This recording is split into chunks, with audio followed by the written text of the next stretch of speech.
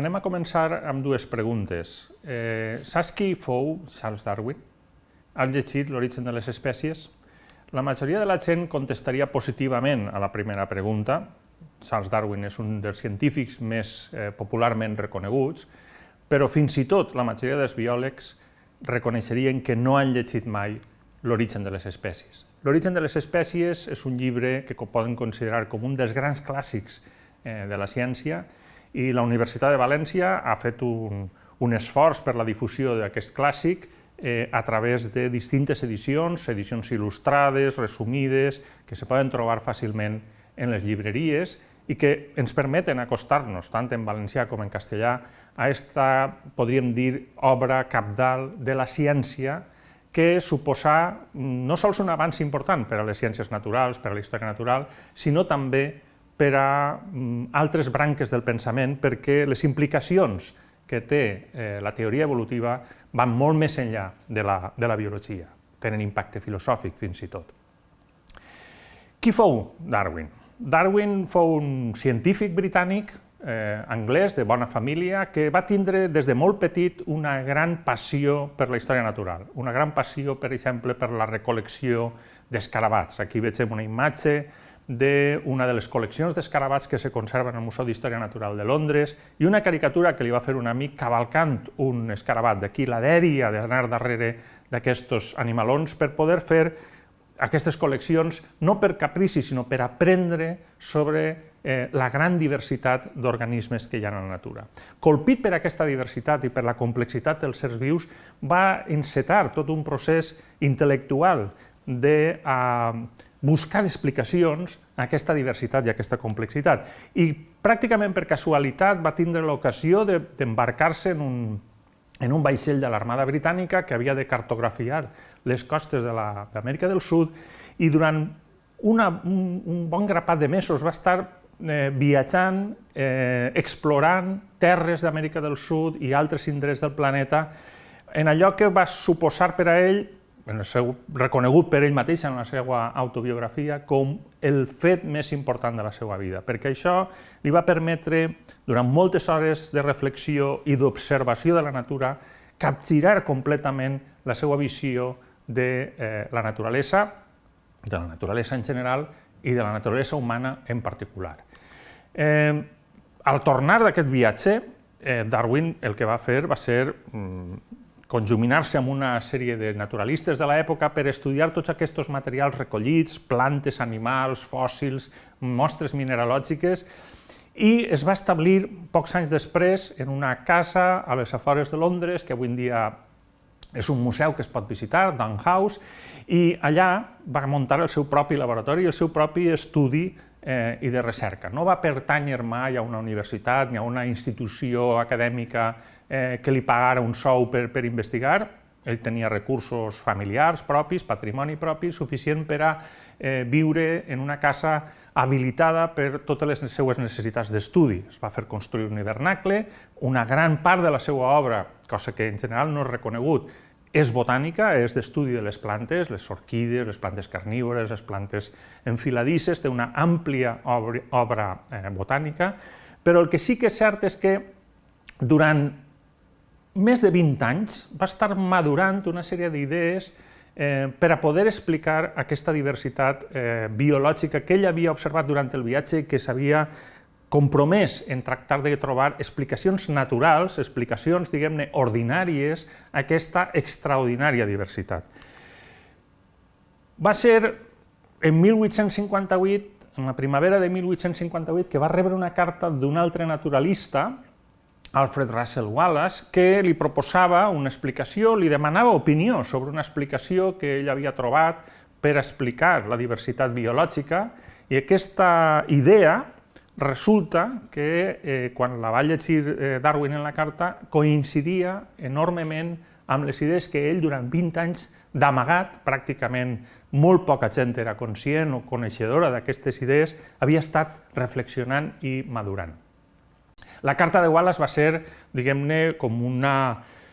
explosió que va provocar una crisi enorme en Darwin i, gràcies a la intervenció d'una sèrie d'amics, va provocar que abandonara un projecte d'escriure tota una sèrie de volums i de llibres desenvolupant la seva teoria i concentrar-se en un únic volum, en un resum d'aquesta teoria, que va escriure en poc més d'un any.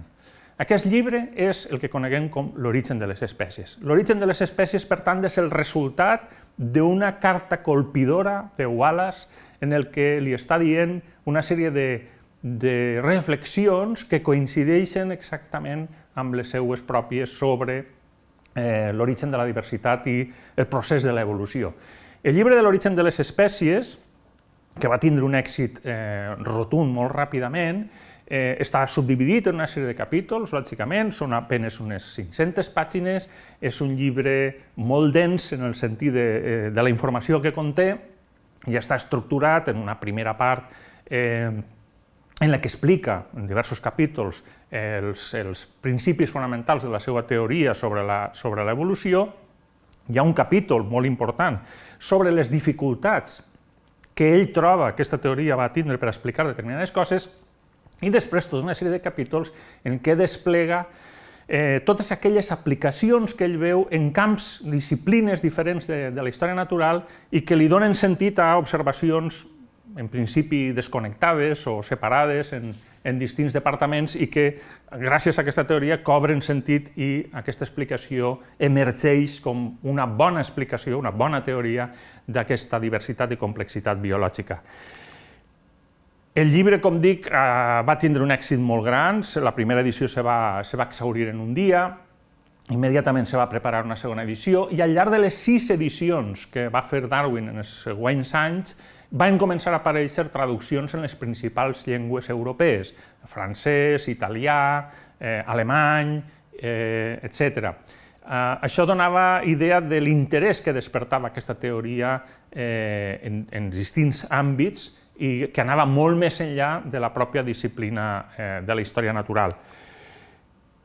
Alguns autors, i en especial un evolucionista important del segle XX, Ernst Mayr, han tractat d'esbrinar dins del llibre quines explicacions se poden observar, quines se poden extreure, i Mayr, per exemple, extrau fins a 5 explicacions o teories. M'agradaria que d'aquestes 5 que assenyale aquí, començant per el reconeixement que els sers vius canvien amb el temps, procés d'evolució, el mateix procés d'evolució, la mateixa observació del procés evolutiu és una de les idees fortes del llibre. N'hi ha altres, i voldria destacar-ne 2 en particular. Una és l'origen comú de tots els éssers vius. Realment, aquesta és una idea, podríem dir, revolucionària, sense exagerar, perquè amb molt poca informació, ja que reconèixer-ho, Darwin fa una conjectura molt atrevida, i és que tots els éssers vius, per molt diferents que ens semblen, tenen un origen comú. I a més, la distribució de tots els éssers vius se podria representar, i aquí mostra una sèrie d'esquemes agafats de dibuixos del propi Darwin, els seus quaderns de notes, etc., en el que representa aquesta relació entre els organismes de manera arborescent, de manera de línies que van divergint. Això era un canvi radical en la visió que els humans teníem de la naturalesa, perquè antigament, i la visió clàssica és que hi ha una jerarquia de complexitat representada per aquesta escala del ser, com ara en aquest gravat d'un llibre de Ramon Llull en el segle XVI, en el que se veu des del més simple fins al més complex, i la perfecció màxima seria l'últim esgraó ocupat per Déu, on tots els organismes troben la seva ubicació. Aquesta era la idea dels naturalistes fins a Darwin. Darwin capgira aquesta situació, diu no hi ha sers superiors i sers inferiors, no hi ha una escala de complexitat, el que hi ha és que tots els organismes s'han evolucionat des d'un origen comú a través d'aquestes bifurcacions en un immens arbre de la vida, que és una de les metàfores més potents del llibre de Darwin. L'altra idea forta a la que vull referir-me, és una idea que, igual que l'anterior, continua plenament vigent, és la de selecció natural. Precisament aquesta és la idea que Wallace li va revelar en aquella carta famosa de 1858 i que a Darwin li va colpir d'aquella manera. La idea de selecció natural aparentment és una idea simple, però és molt forta en el sentit de capacitat d'explicació del que observem en la naturalesa. I és el reconeixement de la diversitat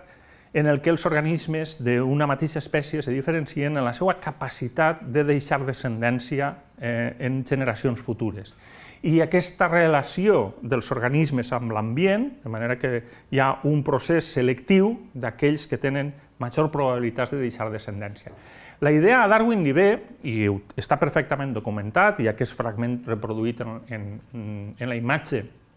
és el quadern de notes de 1838, on ell anota per primera vegada aquesta idea, sabem exactament que en novembre d'aquell any ell estava llegint l'assaig del principi de la població de Robert Malthus. I aquest és un assaig que podem dir una lectura que tenia Darwin més enllà de les lectures sobre qüestions d'història natural. Hem d'apreciar també la voracitat de Darwin a l'hora de triar les seues lectures. Podríem dir que aquesta és una lectura que pertany a l'àmbit de les ciències socials, però Darwin tenia molta curiositat per moltes coses diferents i en aquest sentit va ser il·luminador llegir aquestes idees de Malthus sobre el creixement de les poblacions humanes i ell el que va fer va ser extrapolar aquesta idea a la naturalesa, als plantes, als animals, etc. Curiosament, Wallace va arribar a la mateixa idea de selecció natural llegint també a Malthus. És a dir, que aquí tenim un cas històric extraordinari de convergència intel·lectual d'una idea que s'ha convertit en un dels pilars fonamentals de les explicacions evolutives en dos ments que estaven separades geogràficament, culturalment, intel·lectualment, però que arriben de manera independent a la mateixa solució, a la mateixa explicació científica. La selecció natural ha estat observada en la naturalesa i ha estat observada en el laboratori. I per a Darwin, la domesticació de plantes i animals va ser una font d'informació, d'inspiració, si volem, important per a donar suport a aquesta idea de selecció natural. Però, com he dit abans, Darwin no oblida anticipar-se al que serien les principals dificultats que pensa que trobarà la seva teoria. Això és una cosa extraordinària, perquè moltes vegades els humans no reconeguem els nostres propis defectes ni reconeguem les dificultats que poden trobar les idees que estem proposant. Intentem fer veure que la nostra idea és molt bona, té molta capacitat explicativa, però defugim les dificultats. Darwin no ho va fer. Darwin va tindre molt interès en anticipar-se a totes les crítiques que ell pensava que li podien vindre, i particularment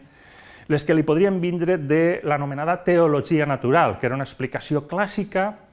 de la complexitat dels organismes vius. La complexitat dels organismes vius, si voleu, la perfecció dels organismes, allò que sembla un disseny per a fer alguna determinada cosa, els ulls per a veure, enfocar imatges, etc., és realment una explicació, per dir-ho així, de l'existència de Déu. Una explicació entre cometes, clarament. Però per a Darwin era molt poc satisfactòria. Per tant, la complexitat dels òrgans i l'elecció de l'exemple de l'ull no és arbitrària, perquè és un dels exemples preferits per als teòlegs naturals, i l'emergència d'aquestes estructures complexes, quasi perfectes, per selecció natural, per l'explicació que ell està proposant, és un dels punts clau de l'obra de Darwin. Darwin ens mostra el camí per explicar les estructures complexes, les estructures, diguem-ne, quasi perfectes, per explicacions ordinàries, per causes absolutament ordinàries. Entre les metàfores de Darwin ja he avançat que l'arbre de la vida és una de les més vigents i tenim representacions de l'arbre de la vida, les clàssiques representacions de Haeckel, les representacions més modernes basades en la bioquímica i en la biologia molecular, la representació de tots els organismes vius, grans i petits, microorganismes, animals, plantes, etc., en un únic esquema és realment una herència de la idea de Darwin de que tots els organismes descendim d'un origen comú. I les caricatures que va rebre el propi Darwin a partir de la publicació de les seues idees, especialment quan va publicar les idees sobre l'evolució humana. N'hi ha moltes, centenars de diapositives, de figures, de dibuixos que podem trobar de Darwin en figura de mico, de simi, fins i tot en l'etiqueta d'un anís molt conegut, l'anís del mono és una caricatura del propi Darwin, això els historiadors ens ho han mostrat, i simplement diré que també hi ha caricatures de les idees de Darwin, la lluita per l'existència, el més fort és el que arribarà a l'èxit, està representat aquí per el cas d'un anís, l'anís del tigre, que l'etiqueta representava un tigre que s'estava menjant a una mona, com diguem-ne representant l'anís de la competència, però avui en dia l'anís del tigre s'ha extingit, no existeix. És una demostració molt evident de que aquesta idea de que el més fort serà el que sobreviurà no és encertada. Vull anar acabant recordant que les idees de Darwin van arribar al nostre país, i en particular a València, a través d'un professor de la Facultat de Medicina que va organitzar l'homenatge a Darwin, l'únic homenatge acadèmic que se va fer a Darwin en Espanya en 1909, pel centenari. Peregrín Casanova va ser un impulsor de les idees de Darwin, i precisament en aquella època hem de reconèixer que les discussions sobre darwinisme eren més discussions de tipus polític i ideològic que de tipus científic. De fet, en alguna premsa conservadora de l'època se va titllar aquest homenatge que se va fer en el Paranimf de la Universitat de València com l'homenatge al diable. I això ens dona idea de fins a quin punt les idees de Darwin s'han considerat per molts sectors socials com una idea perillosa. Per què? Sabem, i clàssicament els astrònoms des de Copèrnic i altres ens han mostrat que vivim en un planeta molt normal, en un univers immens, al voltant d'una estrella molt normal. Aquesta mediocritat copernicana la podem estendre a la naturalesa en general i reconèixer que l'espècie humana és una petita branca d'aquest immens arbre de la vida del que ens va parlar Darwin. Per tant, aquesta idea de pertànyer no a ser una espècie superior, sinó una espècie més en l'immens arbre de la vida, és una de les idees que el llibre de Darwin ens transmet, i les aplicacions d'aquesta idea a l'espècie humana, i com dia ell, a la psicologia, són una de les revolucions que van més enllà de la pura biologia. Per tant, crec que val la pena tornar al llibre de Darwin, crec que val la pena recuperar aquestes idees tan fortes que Darwin ens va donar i fer-les servir en el nostre coneixement de la naturalesa i especialment de l'espècie humana.